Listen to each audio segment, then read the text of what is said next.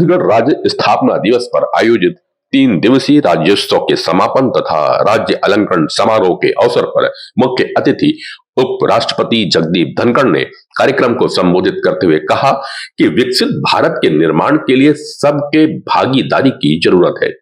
इसमें छत्तीसगढ़ के लिए एक मिसाल है।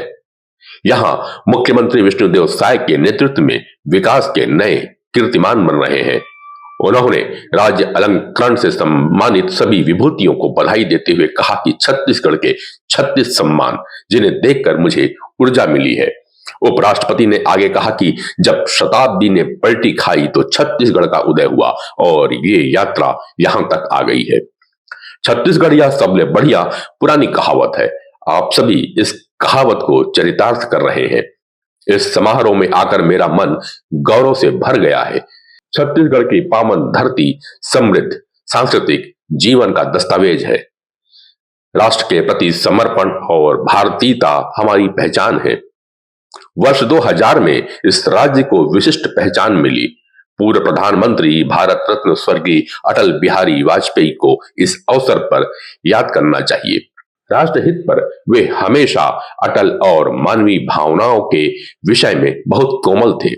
राजनीति में उन्होंने ऐसी सर्जरी की कि किसी को पीड़ा नहीं हुई और 3 राज्य बनाए। मैं उन्हें नमन करता हूं। सन 2000 में इस राज्य को एक विशिष्ट पहचान मिली। इस अवसर पर जैसा पहले कहा गया है, पूर्व प्रधानमंत्री भारत रत्न स्वर्गीय श्री अटल बिहारी वाजपेयी जी को याद नहीं करेंगे तो बड़ी चूक हो जाएगी। उन्होंने 3 नए राज्य छत्तीसगढ़, उत्तराखंड एवं झारखंड इस देश को भेंट दी। राजनीति में कैसी सर्जरी की, किसी को दर्द नहीं हुआ, किसी को पीड़ा नहीं हुई। सहज तरीके से ये संभव हो गया। आपने पड़ोसी राज्य के मुख्यमंत्री को बुलाकर एक बड़ा मापदंड हासिल किया है। इसके लिए मुख्यमंत्री साय बधाई के पात्र हैं।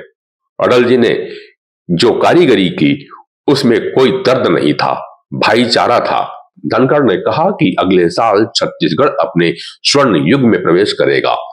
इसका सुखद समन्वय भारत के अमृत काल के साथ हो रहा है। हमें अपनी गौरवमयी विरासत को नहीं भूलना चाहिए। यह मौका है हमारे महापुरुषों को याद करने का। आज जब हम अमृत काल मना रहे हैं, मुझे और आपको गर्व है कि जिन लोगों ने अपना बलिदान किया, उन्हें दूर दूर जाकर हम उन्हें नमन कर रहे हैं, उनके समक्ष नतमस्तक हो रहे हैं। भगवान बिरसा मुंडा, शहीद वीर नारायण सिंह जैसे लोगों ने विषम हालात में स्वतंत्रता की ज्योति को जलाए रखा।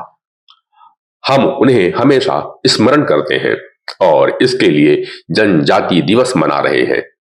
इन महापुरुषों ने निस्वार्थ भाव से समाज की सेवा की। इस मौके पर आपको मैं चिंतन और मंथन के लिए आग्रह करूंगा। सेवा निस्वार्थ होनी चाहिए, इसमें कोई स्वार्थ नहीं होना चाहिए। निस्वार्थ सेवा के नाम पर या आड़ पर हमारी श्रद्धा को परिवर्तन करने का प्रयास किया जा रहा है। एक बात मैं जरूर ध्यान दिलाना चाहूंगा और आपसे भी आग्रह करूंगा, राज्य का हित राष्ट्र के हित से अलग नहीं है। प्रदेश के निरंतर विकास के लिए मैं मुख्यमंत्री विष्णुदेव साय को और उनकी कैबिनेट को बधाई देता हूं। अगले साल छत्तीसगढ़ अपने स्वर्ण युग में प्रवेश करेगा। इसका सुखद समन्वय भारत के अमृतकाल के साथ हो रहा है। काम के चक्कर के साथ जब हम आगे बढ़ते हैं, तब हमें हमारे गौरवपूर्ण और गरिमाई विरासत को नहीं भूलना चाहिए। ये मौका है, ये अवसर है हमारे जननायकों एवं महापुरुषों को याद करना, उनका चिरंतन करना, उनका स्मरण करना। मुझे इस बात का गर्व है और आपको भी है। जिन लोगों ने आजादी में योगदान दिया, उनको दूर दूर जाकर हम नमन कर रहे हैं, उनको पहचान रहे हैं। उन्होंने जो देश के लिए किया, हम सब नतमस्तक हो रहे हैं।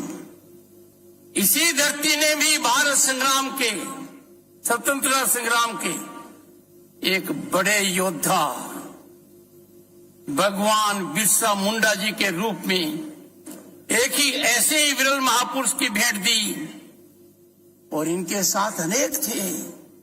वीर नारायण सिंह जैसे कई धरती पुत्र दिए जिन्होंने कठिन परिस्थितियों में, विषम हालात में स्वतंत्रता की ज्योति को जिंदा रखा।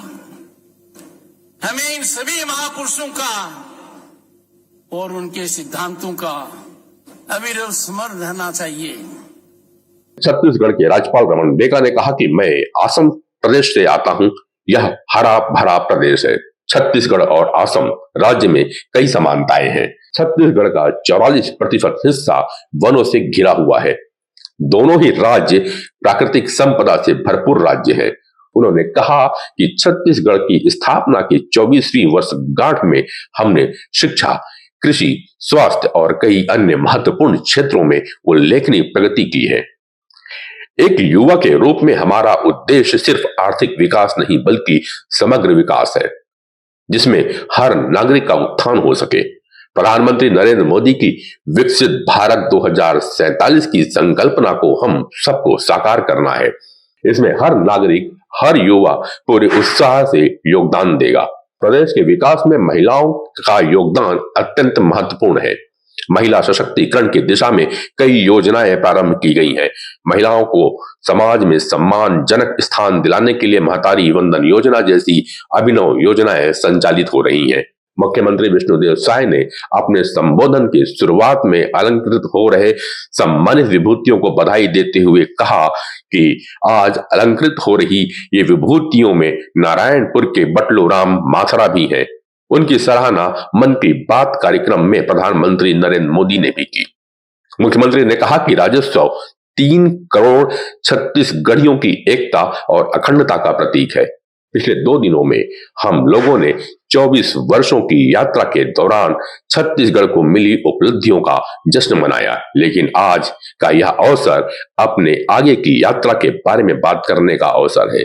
विकास की नई ऊंचाइयों को छूने का संकल्प लेने का अवसर है। मुख्यमंत्री ने कहा कि अगले साल हम लोग राज्य स्थापना की रजत जयंती मनाएंगे। उसके आगे की यात्रा राज्य के स्वर्णिम भविष्य और स्वर्ण जयंती की ओर आगे बढ़ने की यात्रा होगी। मुख्यमंत्री ने कहा कि हमारी माताएं, बहनें भावी विकास के लिए हमारी ताकत है। हमारी महतारी वंदन योजना के फलस्वरूप प्रदेश की माताएं और बहनें आर्थिक और सामाजिक रूप से सशक्त हो रही है।